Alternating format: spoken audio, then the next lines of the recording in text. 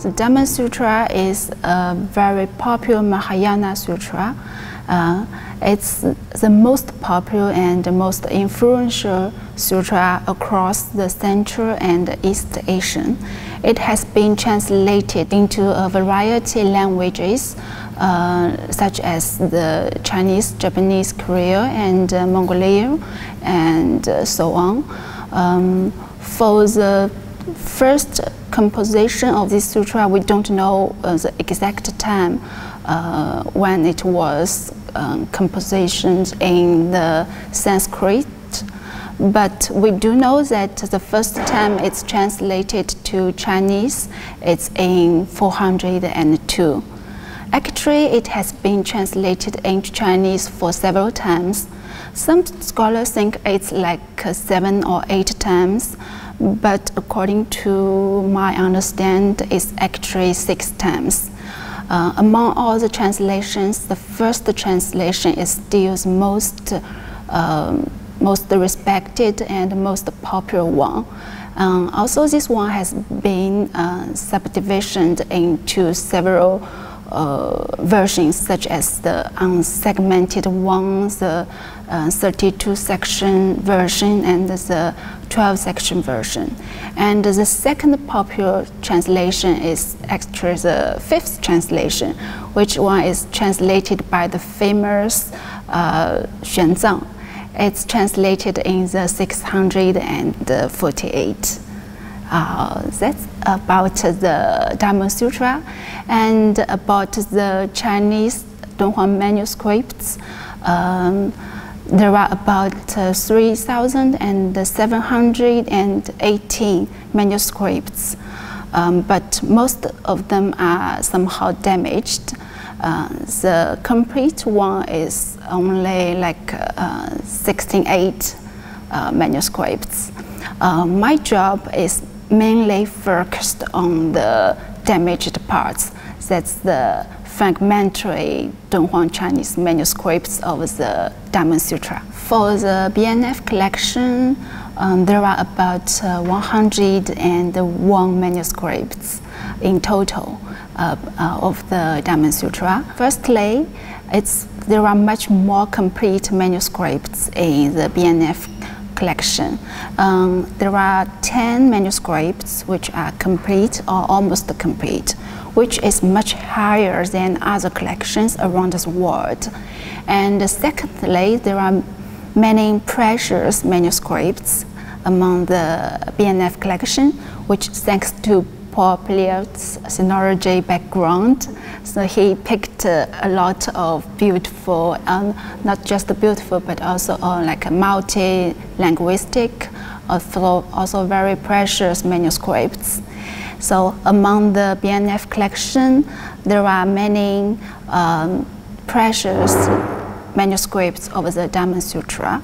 For example, the P2876. This one is a manuscript copied by an old man. He himself records at the end of this copy. It said that I dropped my blood into the ink. Then I copied the sutra with the ink with my blood. That's very touching. And he said in the records, he said that I pray for nothing, but I want to die earlier. So I guess he do it to show his faith in the Diamond Sūtra in Buddhist. And actually, among all the manuscripts, there are a big group of manuscripts copied by him. It's like 70 manuscripts. So that's a very interesting group of manuscripts. We did a case study of this part. Also, there is some manuscripts, for example, the P4503. This one is the only one which is rubbed one. It's very, very precious, and because it is cite the famous calligrapher LUO Mujun. It's his writing, his handwriting, and someone carved it on the stone. Then someone rubbed the stone. They got the rubbing edition, and now collected in the BNF. Also, there are some scholars said that it may be not a complete sutra copied by the LUO Mujun, but someone collected LUO Mujun's calligraphic works and compose it into a sutra. We don't know, but still we know that it's a very precious calligraphic work. There is also another one, the P32 and 78. This one is a manuscript commissioned by the Tong court, because we can find the colophon at the end of the manuscript. Just besides the Chinese manuscripts, there are also many manuscripts that with other languages, just like the standard Tibetan, also maybe classic Mongolia.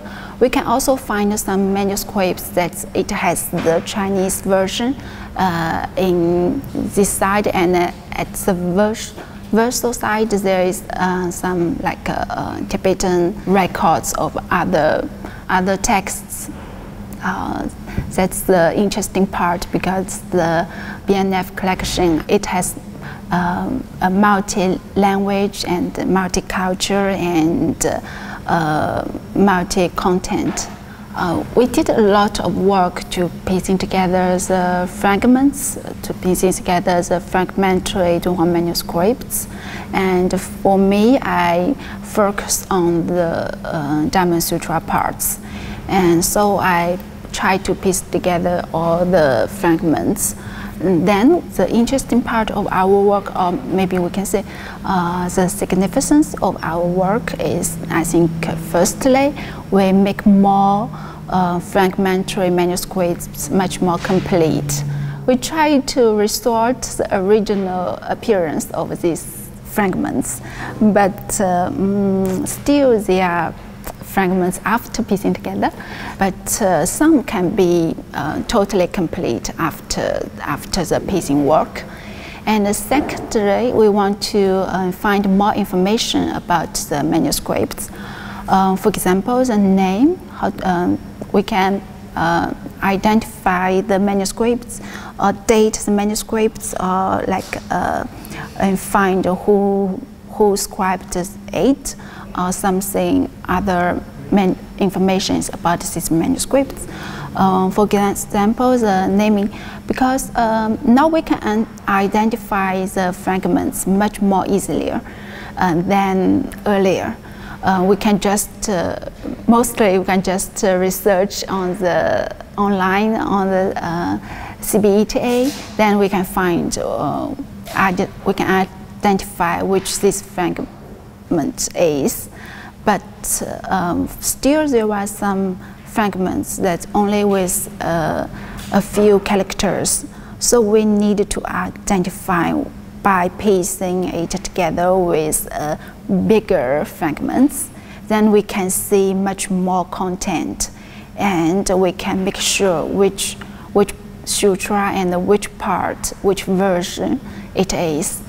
This is for identify, and for also we can date the manuscripts by piecing them together, because sometimes small fragments we can't just tell from the characters or papers, but if we piece them together with others, then maybe we can find the record of the time, or maybe we can find other information to tell in which year it was scribed. Also, yeah. Thirdly, we can also check the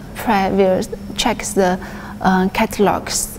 Maybe this one is from the 8th century, and another one is from the 10th century. but when we pieced them together, it turns out they are split from the same paper.